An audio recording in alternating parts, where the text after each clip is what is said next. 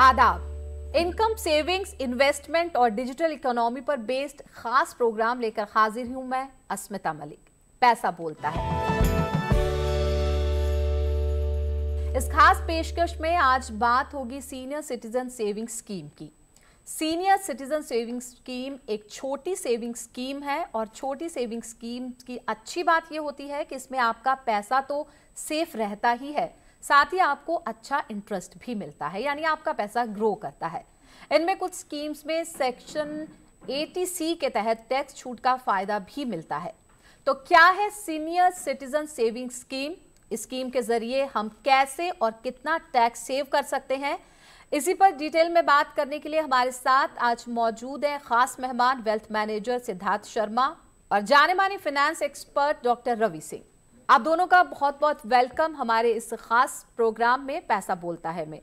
जी, सबसे पहले तो इस स्कीम्स के बारे में ही हम जानना चाहेंगे सिद्धार्थ जी, क्या किस तरह से बेनिफिशियल है, किसको इसके बेनिफिट्स हैं? देखिए, सीनियर सेविंग जो स्कीम है जो गवर्नमेंट ऑफ इंडिया ने जो लॉन्च करी है, ये आज की नहीं है, ये बहुत पहले से स्कीम है। द मेजर ट्रैक्शन जो इस स्कीम में जो अब आया है वो ये है कि इसमें जो रेट ऑफ रिटर्न है, जिसको हम इंटरेस्ट भी कहते हैं, वो 8 से इंक्रीज होकर 8.2% हुआ है। ये बेसिकली जो इंक्रीज हुआ है, इसमें इनकी लिमिट्स भी इंक्रीज हुई है। ये पहले एक 15 लाख की लिमिट थी, मैक्सिमम लिमिट, जहां लोग इन्वेस्ट कर सकते थे, सीनियर एज ग्रुप के लोग जिनकी एज 60 ईयर्स के ऊपर थी। अब इसमें आप 30 लाख तक की एक कैपिंग है जहां पे आप इन्वेस्ट कर सकते हैं। इनफैक्ट इसमें एक ये भी इसकी प्रोविजन है कि अगर आप 55 ईयर्स के हैं और आपने रिटायरमेंट ले ली है तो आप अंडर वीआरएस आप इसमें इन्वेस्टमेंट कर सकते हैं इस स्कीम के अंदर। इस स्कीम की जो बेस्ट, जो एक बहुत इंपॉर्टेंट जो एक प्रोविजन है वो ये है कि ये जो 8.2% का जो रिटर्न है, ये एक इन्फ्लेशन को बीट करने वाला एक रिटर्न है, जहां जो सीनियर सिटीजन्स हैं they can easily avail the benefit of 8.2%। और इसमें एक जो बहुत इंपॉर्टेंट प्रोविजन है वो ये भी है कि एक रिस्क फ्री रिटर्न्स है।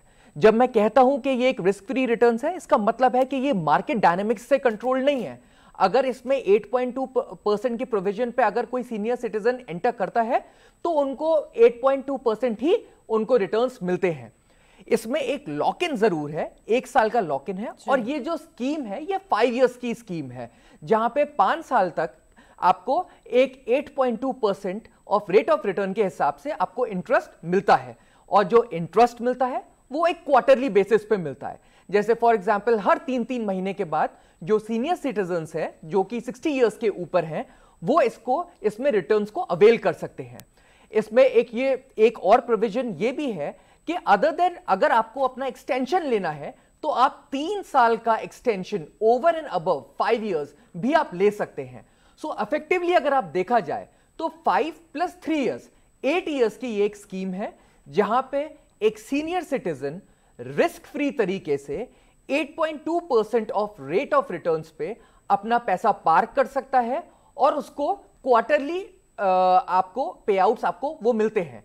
जब सीनियर सिटीजन्स ये करते हैं तो बेसिकली गवर्नमेंट ऑफ इंडिया ने ये सोचा कि एक ऐसा रिस्क फ्री इंस्ट्रूमेंट जहां पे रेट ऑफ रिटर्न्स काफी ठीक हो, जहां पे रिस्क फ्री रिटर्न हो, जहां सीनियर सिटीजन्स की जो बेसिक कवरेज है, जैसे हेल्थ है या फिर जो छोटी मोटी प्रोविजंस होती है, जैसे कुछ रेंटल्स होते हैं, वो आराम से कवर हो जाए।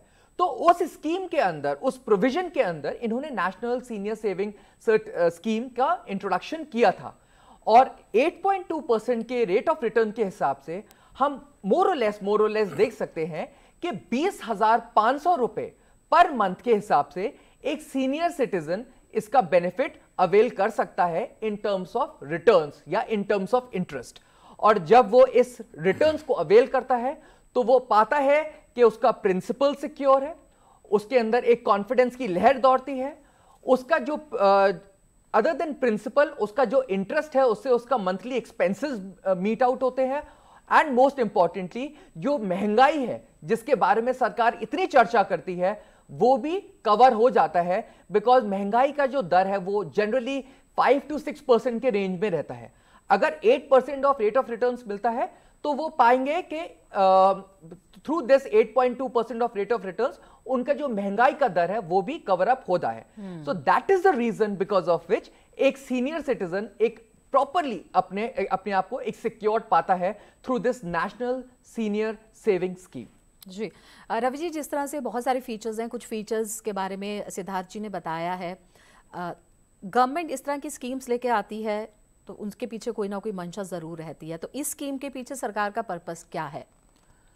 देखिए, मुझे लगता है कि सबसे पहले तो मोदी जी की जो स्कीम्स होती हैं वो हर एक पब्लिक के हर एक ग्रुप को कनेक्ट करती हैं। मैं ऐसा इसलिए कह रहा हूँ क्योंकि आपका जैसे इस प्रोग्राम का नाम है पैसा बोलता है, अगर आपके पास पैसा है तो सब कोई बोलता है। और ऐसा इसलिए है क्योंकि ये एक ऐसी स्कीम है जो सीनियर सिटीजन के लिए नहीं है। मैं पहले से क्लियर कर दूं, ये सीनियर सिटीजन सेविंग स्कीम का नाम जरूर है, लेकिन ये सीनियर सिटीजन सेविंग स्कीम के तहत में आप सभी को बेनिफिट मिल सकता है। अब कैसे मिलता है उसके बारे में मैं थोड़ा डिटेल बताता हूँ। सबसे पहले तो आप पेन पेपर लेकर नोट कर लीजिए कि आपको अपनी फाइनेंशियल प्लानिंग किस तरीके से करनी है। अगर आप फाइनेंशियल प्लानिंग अच्छी कर लेंगे तो आप अपने रिटायरमेंट को बहुत अच्छे से एंजॉय कर पाएंगे, अपनी जो ज़रूरतें हैं उनको मीट आउट कर पाएंगे, अपने खर्चों को आप उससे बहुत आसानी से निकाल सकते हैं। आप अब इस स्कीम के अंतर्गत आते हैं तो सबसे पहला ये सीनियर सिटीजन मैं इसलिए कह रहा हूँ क्योंकि जो हमारे आर्मी के लोग हैं उनके लिए ये स्कीम चालू हो जाती है सिर्फ 50 साल के बाद। यानी कि अगर आप आर्मी में हैं और आप 50 साल के टाइम पे आप रिटायरमेंट लेते हैं तो ये स्कीम आप अवेल कर सकते हैं, और जो आपको लम सम अमाउंट आपको रिटायरमेंट पे मिलता है उसको आप अपने इस सीनियर सिटीजन स्कीम में 1 महीने के अंदर, यानी कि अगर आपकी रिटायरमेंट डेट आपकी 1 तारीख है तो 30 दिन के अंदर आप इस सीनियर सिटीजन स्कीम का फायदा उठा सकते हैं। 50 साल, 51 साल, 52 साल या 60 साल के अंदर है। 60 साल के बाद तो आप कभी भी इसका फायदा उठा सकते हैं, लेकिन अगर आप आर्मी के रिटायर हो रहे हैं और 50 साल में आप अपना रिटायरमेंट ले रहे हैं तो इस बात का जरूर ध्यान रखिए कि आप 1 महीने के अंदर इस स्कीम में अपना पैसा डाल के 50 साल की उम्र में ही सीनियर सिटीजन का मजा लीजिए और आपको अच्छा खासा बेनिफिट मिलेगा। यानी कि अब एक तरफ तो आपको पेंशन मिलती है, दूसरी तरफ है कि आपका वही पैसा अगर आपने 30 लाख रुपए फंड से डाल दिए तो जैसा बताया इन्होंने कि आपको 20,400 रुपए का पर मंथ आपको बेनिफिट मिलेगा। अब आप अभी तो सीनियर सिटीजन है नहीं, आपकी जिम्मेदारियां हैं तो आप उन खर्चों को मीट आउट कर सकते हैं। दूसरा, ऐसा नहीं है, मैंने कहा था मोदी जी ने सबको कवर किया है। दूसरे, हम आम लोग जो आते हैं जो 55 साल में प्राइवेट जॉब से रिटायरमेंट चाहते हैं या रिटायरमेंट लेते हैं और डर होता है कि मेरी रिटायरमेंट के बाद मुझे खर्चा कहाँ से आएगा, मेरा घर कैसे चलेगा, मैं खाने को कैसे करूँगा, मेरे मेडिकल खर्चे कैसे पूरे होंगे, तो उसके लिए मोदी जी की ये स्कीम उसको भी काम आती है।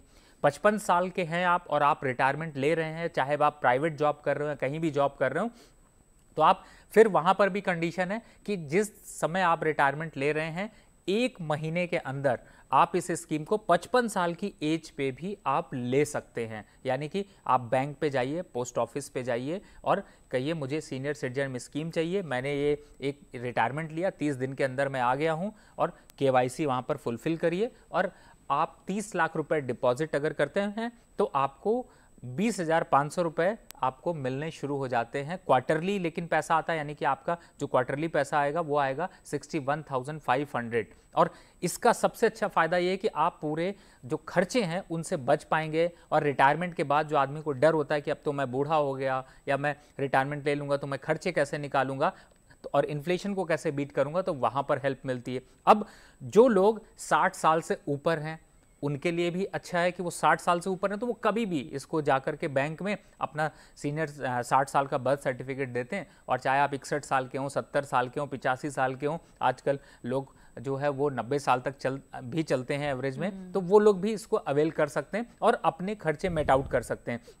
अगर आप हस्बैंड और वाइफ दोनों के अलग अलग नाम से लेते हैं तो आप, यानी कि आप दोनों को वो बेनिफिट मिलेगा, यानी कि हस्बैंड को भी 30 लाख मिलेगा और वाइफ को भी 30 लाख रुपए का आप डिपॉजिट करके उसको सीनियर सिटीजन स्कीम में फ़ायदा ले सकते हैं। तो ये सिंपल बहुत ही अच्छी स्कीम है। मैं कहता हूं आपके प्रोग्राम के जरिए से कि आप लोग इसको बिल्कुल अवेल करें, क्योंकि हर एक आदमी का ध्यान रखा गया। इसीलिए मैंने कहा था ये सीनियर सिटीजन सेविंग स्कीम नाम जरूर है, लेकिन ये एक्चुअली में आपके रिटायरमेंट की प्लानिंग है, रिटायरमेंट के बेनिफिट्स हैं। क्योंकि बहुत से लोग सोचते हैं कि मैं तो प्राइवेट जॉब कर रहा हूं, और अब बहुत से सरकारी जॉब में भी आपको लम सम अमाउंट मिलता है, फंड मिलता है, और आपको उसको इन्वेस्ट कहाँ करना है। आंख बंद करिए, कुछ दिमाग मत लगाइए, किसी और की मत सुनिए, अपनी प्लानिंग खुद करिए और अपना पैसा इस तरीके की स्कीम्स में डालिए जिससे कि आपको एक अमाउंट मिलता रहे। अब आप एक बात समझिए कि आप रिटायरमेंट जब होते हैं तो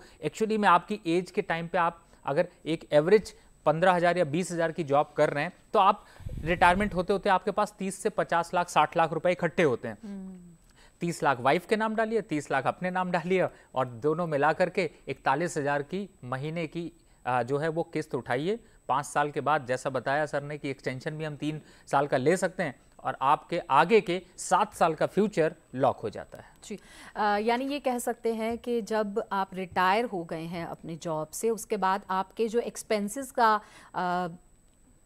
एक्सपेंसेस को लेके आपको ज़्यादा टेंशन लेने की ज़रूरत नहीं है। ये स्कीम आपके सारे एक्सपेंसेस का ध्यान रखती है, ये कह सकते हैं हम। जी बिल्कुल, मैंने इसीलिए बताया कि आपको इसीलिए एज ग्रुप, मैंने कहा था पहले कि पेन पेपर लेके इसलिए नोट कर लीजिए क्योंकि आपकी फाइनेंशियल प्लानिंग आप खुद कर सकते हैं। तो आपके आगे की चिंता बिल्कुल करने की जरूरत नहीं है। जो भी आपके खर्चे हैं वो आप इससे बहुत आसानी से निकाल सकते हैं। और दूसरी जो सबसे इंपॉर्टेंट बात है, आपका पैसा 100% सिक्योर है। मैं ये आपको इस बात की सिक्योरिटी दे सकता हूं क्योंकि 100% सिक्योरिटी वाला कोई भी नहीं होता। उसमें नीचे लिखा होता है स्टार कंडीशन, उन कंडीशन का इस पे कोई रोल नहीं है। आप अपना पैसा रिटायरमेंट के टाइम पे पहुंचते हैं तो अच्छी जगह से फाइनेंशियल प्लानिंग करिए और रिटायरमेंट का भी मजा लीजिए और अपनी लाइफ को भी एंजॉय करिए। जी, अब सिद्धार्थ आपसे ये जानना चाहेंगे हाउ इट वर्क्स, मतलब पहला स्टेप क्या होता है, फिर नेक्स्ट स्टेप बाय स्टेप कैसे अप्रोच कर सकते हैं? जैसे एक प्रोसेस के बारे में आपने बात पूछ रहे हैं आप मुझसे, तो ये जो स्कीम है वो आप दो पॉइंट ऑफ सेल से आप अप्रोच कर सकते हैं। या तो आप पोस्ट ऑफिस के थ्रू कर सकते हैं या पीएसयू बैंक्स के थ्रू आप कर सकते हैं, जिसके अंदर आईसीआईसीआई बैंक भी इंक्लूडेड है। आप वहां जा सकते हैं। आपको वहां जाने के बाद आपके पास एक अकाउंट होना चाहिए, बैंक डिपॉजिट, जहां पे ऑलरेडी पैसा डिपॉजिटेड है आपका, जैसे 30 लाख फॉर एग्जाम्पल। आपको अपने बैंकर को बताना पड़ेगा कि सर हमें सीनियर सेविंग सर्टिफिकेट चाहिए और उसके अकॉर्डिंगली वो आपसे एक फॉर्म भरवाएंगे। जैसा सर ने कहा, ऑब्वियसली आपका केवाईसी होना बहुत जरूरी है। एक बार जब केवाईसी हो जाएगा तो उसके बाद आपका डिडक्शन होगा अकाउंट से और उसके बाद आपका जो पैसा है वो सीनियर सेविंग स्कीम के अंदर डिपॉजिट हो जाएगा। ये जो अभी तक स्कीम है ये ऑफलाइन मोड में है, ये ऑनलाइन मोड में नहीं है। तो इन एनी केस या तो आपको थ्रू पोस्ट ऑफिस या फिर थ्रू बैंक आपको अप्रोच करना पड़ेगा और ये आप इस स्कीम का जो एक प्रोसेस है वो अडॉप्ट करके through KYC, through proper formalities, जहां पे आपको पैन की भी जरूरत है, आपको अपने एक एड्रेस प्रूफ की भी जरूरत है, वो जब आप वो डॉक्यूमेंट्स आप अपने बैंकर को या अपने पोस्ट ऑफिस के मेंबर्स को आप देंगे तो उसके बाद आप उस प्रोसेस को कंप्लीट कर पाएंगे। और एक बार कंप्लीट करने के बाद आपको आपके जो अकाउंट में ये आप सीनियर सेविंग स्कीम का आप बेनिफिट ले पाएंगे। जी, और रवि जी, जैसे कि अभी ऑफलाइन मोड में, ऑनलाइन मोड में नहीं है, सपोज कोई पर्सन है जस्ट वो अपना अकाउंट इसमें ओपन करना चाहते हैं स्कीम में, लेकिन अभी वो जहाँ पे भी अकाउंट ओपन हो, पोस्ट ऑफिस या बैंक, वहाँ पर वो जा नहीं सकते हैं due to some physical element, कुछ भी रीज़न हो सकता है। तो किस तरह से फिर वो किस तरह से अकाउंट ओपन होगा उनका? देखिए आजकल तो बैंक आपके घर पे खड़ा हुआ है, आप एक बार कॉल करके देखिए। तो मुझे ऐसा लगता है कि आप सबसे अच्छी बात है कि आप किसी भी जाए, आप गवर्नमेंट बैंक हैं या प्राइवेट बैंक है जो इस स्कीम को बेनिफिट आपको दे रहे हैं, आप उन बैंक के मैनेजर से बात करिए या फिर आप उनके जो है एग्जीक्यूटिव से बात करेंगे तो वो घर पे भी इस फॉर्मेलिटी को पूरी कर सकते हैं। अब दूसरा एक जो इम्पॉर्टेंट सबसे पॉइंट है वो ये है कि आपको सिर्फ और सिर्फ आधार कार्ड और पैन कार्ड ही चाहिए। और इसके एक और बेनिफिट जिसको आपको मैं बताऊं कि आपको ध्यान रखना है, ऐसा नहीं है कि 30 लाख वाले को ही सिर्फ बेनिफिट देगा। आप मिनिमम अमाउंट 1,000 रुपए और मैक्सिमम अमाउंट आप 30 लाख दे सकते हैं। यानी कि 1,000 रुपए से 30 लाख रुपए, यानी कि ऐसा जरूरी नहीं है कि आपके पास 30 लाख नहीं तो आप नहीं दे सकते, आप उसको भी दे सकते हैं। दूसरा सबसे इंपॉर्टेंट पॉइंट कि 1 लाख रुपए के नीचे यानी 99.99 जो होता है उस तक अगर आप जमा कर दें तो वो आप कैश भी डिपॉजिट कर सकते हैं। ऐसा कोई जरूरी नहीं कि आपके पास पैसा अकाउंट में है तभी है। आपके पास अगर 1 लाख से कम अमाउंट है तो आप उसको कैश दे सकते हैं। 1 लाख से अगर ज्यादा होता है अमाउंट तो फिर आपको चेक के थ्रू या फिर आपको अपने अकाउंट के थ्रू ट्रांसफर करना पड़ेगा। तो इस बात का आप बिल्कुल ध्यान रखें। और दूसरा आपने इस पॉइंट को आप भी नोट कर लें, समझ लें कि ये एनआरआई के लिए नहीं है, यानी कि जो लोग जो बाहर हैं, विदेश के एनआरआई हैं, उनके लिए ये स्कीम नहीं है। मोदी जी ने खास तौर से ये उन आम आदमियों के लिए रखी है जो अपने रिटायरमेंट को लेकर चिंतित हैं, परेशान हैं कि उनकी जब अगर जॉब वो छोड़ते हैं, जॉब छूट जाती है, तो वो किस तरीके से अपने खर्च को चलाएंगे, घर खर्च कैसे करेंगे, अपनी परिवार की जिम्मेदारियां कुछ लोगों की ख़त्म होती हैं, कुछ लोगों की तब भी रहती हैं, उनको पूरा करने के लिए ये स्कीम सबसे ज़्यादा बेनिफिट आपको देती है। जी, यानी लाइफ लॉन्ग आपके फिनेंशियल एक्सपेंसेस है उससे उस चिंता से आपको ये बाहर करती हैं। फीचर्स की अगर हम बात करें तो सिद्धार्थ, क्या स्पेसिफिक फीचर्स हैं इसके? इसमें ना मैं एक पॉइंट ऐड, बहुत इंपॉर्टेंट पॉइंट है जो मैं ऐड करना चाहूँगा। ये जो 30 लाख की जो कैपिंग है, ये आप डिफरेंट बैंक्स में भी इस अपने अकाउंट में आप जमा कर सकते हैं, और प्रोवाइडेड आपका जो कैपिंग है वो टोटल 30 लाख हो। इसमें आप जरूरी नहीं है कि अगर आपका एक बैंक है, लेट्स से फॉर एग्जांपल कहीं आपने 5 लाख का अपने सीनियर सेविंग स्कीम ली है, आप दूसरे बैंक में 7 लाख का ले सकते हैं, कहीं पे आप 2 लाख का ले सकते हैं, प्रोवाइडेड जो टोटल कैपिंग है वो आप 30 लाख के ऊपर नहीं जा सकते हैं। और इसमें जो एक बहुत इंपॉर्टेंट फीचर है वो ये भी है कि एक बैंक में आप विद इन 1 फाइनेंशियल ईयर आप सिर्फ एक ही खाता खोल सकते हैं सीनियर सेविंग्स का। सो इन दैट केस आपका जो टोटल जो कॉर्पस है वो 30 लाख से ऊपर नहीं हो सकता, और एक बैंक में आप सिर्फ एक ही खाता खोल सकते हैं ऑफ सीनियर सेविंग्स स्कीम का 1 साल के अंदर। तो ये एक बहुत बड़ा प्रोविजन है जो कि एक सीनियर सिटीजन को जानना बहुत जरूरी है कि फॉर एग्जांपल आप गुवाहाटी में रहते हैं और आपको कैलकाटा में आपको एक एडिशनल अमाउंट पे डिपॉजिट करना है, तो आप कैसे करेंगे? आप डेफिनेटली कर सकते हैं अगर आपको पता है कि आपकी वो 30 लाख की कैपिंग पूरी नहीं हुई है। तो अगर आपको ये प्रोविजन पता है तो इन दैट केस आप आराम से अपने डिफरेंट बैंक्स में आप खाता खुलवाकर उस अमाउंट को 30 लाख का अवेल कर सकते हैं एट 8.2% ऑफ रिटर्न्स। जहां तक आपने फीचर्स की बात करी, और जैसा हम ऑलरेडी पहले डिस्कस कर चुके हैं, इसका सबसे बड़ा फीचर यह है कि आपको क्वार्टरली रिटर्न्स मिलता है 8.2% के हिसाब से। मैक्सिमम लिमिट क्योंकि 30 लाख है, इसलिए आप 20,500 रुपए पर मंथ आप इसका बेनिफिट ले सकते हैं। ये जो इंटरेस्ट आता है ये एक टैक्सेबल है, और आपको ये भी अवेल करना है कि 60 इयर्स के ऊपर वाले के जो लोग हैं वो इस बेनिफिट को अवेल कर सकते हैं, और जैसे सर ने बताया इवन 55 इयर्स के लोग या फिर आर्मी पर्सनल्स भी अवेल कर सकते हैं अगर वो रिटायरमेंट की तरफ बढ़ रहे हैं। और मोस्ट इंपॉर्टेंट ये है कि ये एक रिस्क फ्री इंस्ट्रूमेंट है जहां पे सीनियर सिटीजन्स को सोचना नहीं पड़ता, बिकॉज ऑब्वियसली उनके पास अपने हेल्थ एक्सपेंसेस इतने ज्यादा हैं, उनके पास और एडिशनल, क्योंकि उनकी डिपेंडेंसी बहुत ज्यादा बढ़ जाती है। तो इन दैट केस वो लोग चाहते हैं कि उनका एक रिस्क फ्री रिटर्न आए, और वो एक ऐसा इंस्ट्रूमेंट चूज करें जो मार्केट लिंक ना हो, और जहां पे उनका जो इंटरेस्ट है वो सालाना वो कांस्टेंट रहे। इसका एक बहुत इंपॉर्टेंट फीचर भी ये है कि ये जो स्कीम्स जिस भी रेट ऑफ इंटरेस्ट पे लॉक करते हैं, आपको 5 साल आपको वही इंटरेस्ट मिलता है। अगर बीच में लेट्स से अगर इंटरेस्ट रेट्स कम भी होते हैं, लेट्स से अभी 8.2% पर है, और कोई भी सीनियर सिटीजन अगर इस स्कीम को अवेल करता है तो उसको 8.2% ही मिलेगा 5 साल के लिए। लेट्स से बीच में कोई बिकॉज ऑफ सम रीजंस अगर 8% हो जाता है या 7.8% ऑफ रेट ऑफ रिटर्न्स हो जाता है उसको, लेकिन तब भी 8.2% के रेट ऑफ इंटरेस्ट के हिसाब से ही इंटरेस्ट मिलेगा फॉर द नेक्स्ट 5 इयर्स। और ये एक बहुत इंपॉर्टेंट फीचर है जो कि सीनियर सिटीजन्स के लिए इंपॉर्टेंट है। क्यों? क्योंकि वो अपनी कैलकुलेशंस या अपने गणित इस तरीके से कर लेते हैं कि वो देख लेते हैं कि कहां उनके एक्सपेंसेस हैं, किस तरीके से उनके मंथली एक्सपेंसेस जाते हैं, किस तरीके से उनको अलग डिपेंडेंसीज पे खर्च करना होता है, और वो एक फोरकास्ट करके अपनी एक फाइनेंशियल प्लानिंग पहले कर सकते हैं, और एटलीस्ट फॉर 5 इयर्स और प्लस 3 इयर्स का एक्सटेंशन लेकर वो इस बेनिफिट को कॉन्स्टेंटली अवेल कर सकते हैं without any depreciation in the rate of returns. जी रवि जी, इसमें म्यूचुअल अकाउंट का भी एक ऑप्शन है, तो उसके लिए क्या कंडीशंस होती हैं जो फुलफिल करनी जरूरी होती हैं?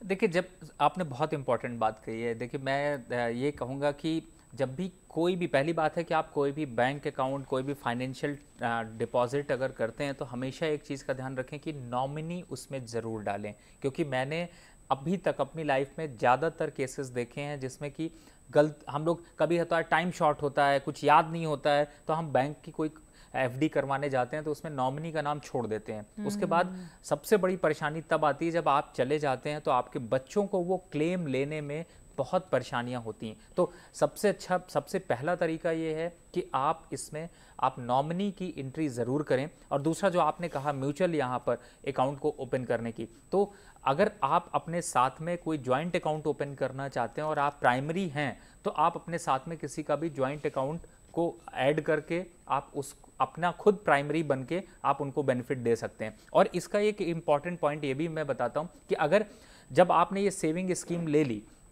सपोज करिए कि आप बैंक गए और आपने कहा कि मुझे सीनियर सिटीजन सेविंग स्कीम में पैसे डालने हैं और मैंने 1 लाख रुपए का डिपॉजिट करना है। लिमिट 1,000 रुपए से 30 लाख रुपए है, ये ध्यान रखिएगा। 1,000 रुपए से, और जो भी डिपॉजिट आपको करने हैं वो 1000 के मल्टीपल में ही होंगे, यानी 1,000, 2,000, 3,000, 4,000, 5,000 या फिर 1000 के टर्म में ही आप इसमें डिपॉजिट कर सकते हैं, पहला। दूसरा सबसे इंपॉर्टेंट पॉइंट आप इस बात का जरूर ध्यान रखें कि जब भी इस तरीके के आप अमाउंट को कर रहे हो तो नॉमिनी को डालना जरूरी है, और साथ में आप म्यूचुअल अकाउंट भी खोल सकते हैं। और इस बात को कि आपको जब सीनियर सिटीजन सेविंग स्कीम का आप अकाउंट खोल रहे हो तो अपना अकाउंट लिंक कराना बिल्कुल मत भूलिए, और लिंक उस अकाउंट को कराइए जिस अकाउंट में आप चाहते हैं कि आपके इस एफडी का पैसा इस दूसरे अकाउंट, कौन से अकाउंट में आपके पास आना चाहिए। तो आप यानी कि ये एक तरीके का पूरा आप जब केवाईसी फिल करेंगे या फिर आप जब जाएंगे बैंक में कहेंगे मुझे सीनियर सिटीजन सेविंग स्कीम का अकाउंट ओपन करना है, तो वो आपसे आधार कार्ड और पैन कार्ड मांगेंगे, उसकी फॉर्मेलिटी करेंगे। फिर वो आपसे पूछेंगे कि आपका ये पैसा किस अकाउंट में जाना है जो आपको क्वार्टरली इंटरेस्ट आ रहा है, क्योंकि ये आपका जो नॉर्मल सेविंग अकाउंट है उससे अलग है, ये उसके साथ अटैच नहीं होता है, इस बात का ध्यान रखिएगा। तो आप अपना ये पैसा जो भी आपका अकाउंट है उस अकाउंट में आप लेंगे तो आपको हर क्वार्टर यानी कि हर 3 महीने बाद आपको वो अमाउंट आपके उस डेट के टाइम पे आपके अकाउंट में डिपॉजिट हो जाएगा ऑटोमेटिकली। तो उसके लिए आपको चिंता करने की जरूरत नहीं है, इस बात का जरूर ध्यान रखिए जी। और सिद्धार्थ, अगर हम प्राइवेट जॉब्स की बात करें या फिर जो स्मॉल प्रोफेशनल्स हैं या बड़े इंडस्ट्रियल प्रोफेशनल्स हैं, तो उनके नज़रिए से किस तरह से क्या कंडीशंस रहती हैं, अगर हम कोई केस स्टडी लेकर अगर बात करना चाहें तो? देखिए, एज अ वेल्थ मैनेजर जब मैं इस केस को देखता हूँ तो ये जो सरकार ने इस स्कीम का जो इंट्रोडक्शन कराया था, ये एक इन्वेस्टर के लिए करवाया था, एक नॉर्मल लेमैन जो आराम से अपनी लाइफ स्पैन के अंदर एक 30 लाख या 15 लाख जो पहले था उसको वो सेव कर सके। सो अगर इस चीज का जब एक प्रोविजन देखते हैं कि 15 लाख या 30 लाख का वो एक कॉर्पस को एक सेव कर लेता है, उसके बाद क्या किया जाए जिससे उसको एक कांस्टेंट रेट ऑफ रिटर्न्स मिल जाए, तो उस प्रोविजन को ध्यान में रख के ये सीनियर सेविंग्स स्कीम का इंट्रोडक्शन हुआ था। जहां तक कि एक इंडस्ट्रियलिस्ट की बात है या फिर एक HNI कैटेगरी की बात है, तो मैंने ये भी देखा है कि वो अपना थोड़ा सा जो एक कॉर्पस होता है वो इसके अंदर पार्क जरूर करते हैं। क्यों? क्योंकि एक एसेट डाइवर्सिफिकेशन की जब हम बात करते हैं जहां डिफरेंट एसेट्स होते हैं, उसमें ये वाला एसेट होकर वो काफी अपने आप को सिक्योर और काफी कंफर्टेबल स्टेट में ले आते हैं। क्यों? क्योंकि 8.2% तो रिटर्न मिलेगा ही मिलेगा। इसके साथ जब वो डिफरेंट एसेट क्लास ले लेते हैं, जैसे म्यूचुअल फंड्स हुआ या फिर स्टॉक्स हो गया जो कि मार्केट डिपेंडेंट है, उससे उनको एक डाइवर्सिफिकेशन का टूल मिलता है। उनको वो देख पाते हैं कि 8.2% के साथ वो एक एडिशनल रिस्क और कितना ले सकते हैं दूसरे एसेट क्लासेस में। So in that case it acts as a very strong foundation.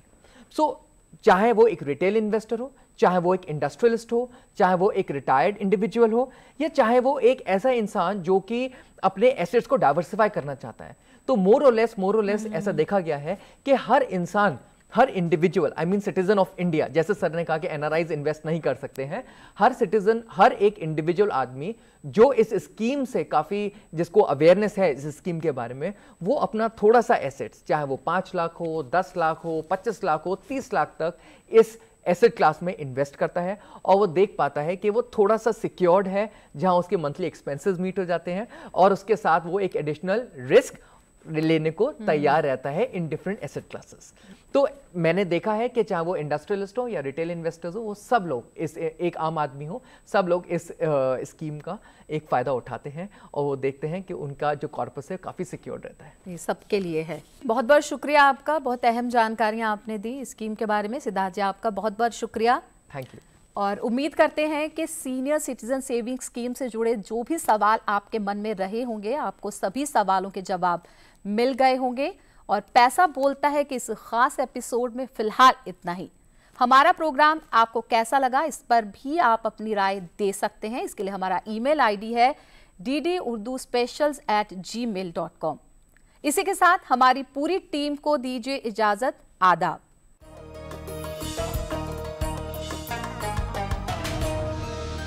Profiles देखो फिर मिलो, टू मच